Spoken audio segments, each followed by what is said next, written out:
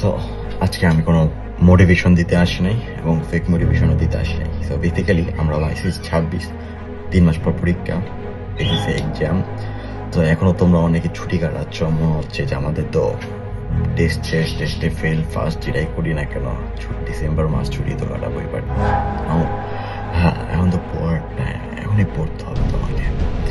এখন তোমার মাথায় অনেক সময় আসবে প্রেসার, তোমার মাথায় আসবে কনফিউশন, বিভিন্ন ডিপ্রেশন আসবে, তুমি কীভাবে ভালো করবা। বাট তুমি যে এই যে টাইমটা নষ্ট করতেছো, this is not a matter bro. তোমার লাইফটা বরবাদ হয়ে যাবে যদি তুমি এসএসসি ভালো না করতে পারো। তোমার রিলেটিভসরা কি বলবে তুমি খালি ভাবো।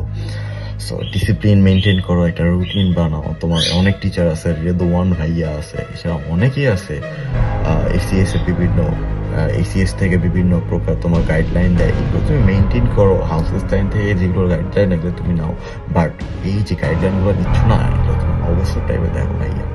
তুমি যখন পড়তে বসার টাইমে এই ভিডিওগুলো দেখতেছো, আমার এই ভিডিওটা যদি এখন দেখো তুমি, তোমার কিন্তু এই পড়ার টাইমটা মাইনাস হয়ে যাচ্ছে। সো অবসর টাইমে তুমি গেম না খেলে, ভিডিও না দেখে এগুলো ভিডিও দেখো, নিজেকে একটু উত্তেজিত উৎসাহিত পাবা, তুমি পড়তে বসার জন্য আরো বেটার ফিল করবে, রাইট?